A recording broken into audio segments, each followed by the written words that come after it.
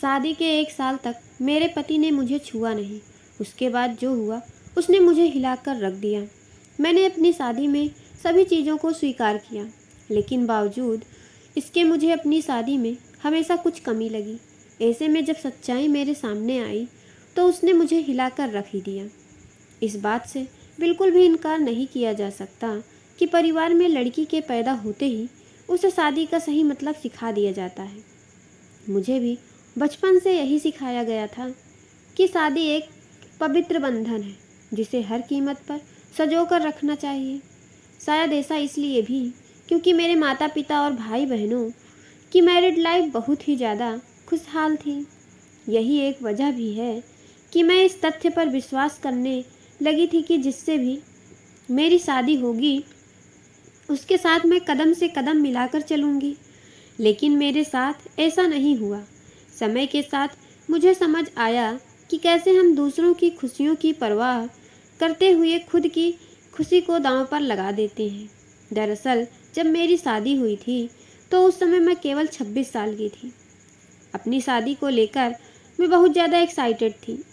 ऐसा इसलिए क्योंकि मुझे यकीन था कि मेरे माता पिता की तरह मेरा वैवाहिक जीवन भी कभी अच्छा होगा। उन्होंने मेरे लिए एकदम सही इंसान चुना होगा जो मुझे हमेशा खुश रखेगा। लेकिन मैं नहीं जानती थी कि मेरी किस्मत में कुछ और ही लिखा था। शादी से पहले मैं अपने होने वाले पति से 1 से 2 बार ही मिली थी। वह काफ़ी शर्मीला और शिष्ट विचार का था। उसे देखकर मुझे यही लगता कि वह मेरे लिए एकदम परफेक्ट है। मैं अपने फैसले से काफ़ी ज़्यादा संतुष्ट थी। मेरे पिता ने भी मेरी शादी बहुत अच्छे से की थी, लेकिन शादी की पहली रात मेरे साथ कुछ ऐसा हुआ जिसने मेरी ज़िंदगी की बुरी तरह से हिलाकर रख दिया। सभी जानते हैं कि शादी की रात किसने मायने रखती है। इस अनुभव को यादगार बनाने के लिए मैंने खुद को तैयार कर रखा था। मेरे पति अंदर आए, बैठे और मुश्किल से कुछ मिनट ही मुझसे बात की। उन्होंने यह कहकर बात ख़त्म कर दी कि वह थक गए हैं। मैंने भी यही सोचा कि शादी की रस्मों के कारण थकान हो गई होगी, इसलिए मैंने भी इस बात पर ज़्यादा रिएक्ट नहीं किया। मेरी शादी को 1 सप्ताह बीत चुका था और मेरे पति ने मुझे अब तक छुआ तक नहीं था। मुझे कुछ अजीब सा लग रहा था, लेकिन मैं अपनी तरफ से पहल नहीं करना चाहती थी। ऐसा क्योंकि मैं भी बहुत शर्मीले स्वभाव की थी। वैसे तो वह बहुत सभ्य व्यक्ति थे, लेकिन एक चीज़ जो मुझे बार बार परेशान कर रही थी वह यह कि उसे मेरे साथ फिजिकल होने में कोई दिलचस्पी क्यों नहीं थी। यही नहीं, जैसे जैसे समय बीतता गया उनके साथ रहकर मुझे ऐसा लगने लगा था वह मेरे पति बनने के बजाय दोस्त बना रहना ज़्यादा पसंद करते हैं। महीने बीतते गए, वैसे ही मुझे हर रोज़ एक नई चीज़ का अनुभव होने लगा, लेकिन अब भी हमारे बीच न्यू कपल वाली फीलिंग नहीं थी। ऐसा लग रहा था कि शादी करना और इसे बनाए रखना उनकी मजबूरी बन गई थी। मैंने कभी उनसे शिकायत नहीं की। ऐसा इसलिए क्योंकि वह बेहद नेक दिल और दयालु इंसान थे।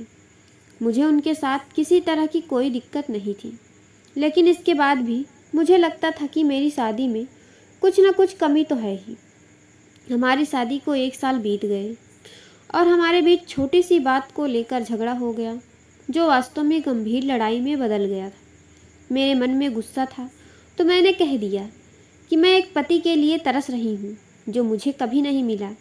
जैसे ही मैंने ये शब्द बोले, मेरे पति एकदम से चुप हो गए और बिस्तर के किनारे पर जाकर बैठ गए।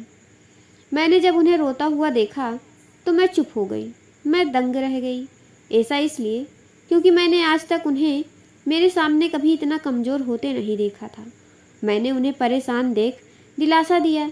तभी उन्होंने मुझसे माफ़ी मांगी और कहा कि उनका इरादा मुझे चोट पहुंचाने का बिल्कुल भी नहीं था, लेकिन उन्हें महिलाएं पसंद नहीं हैं।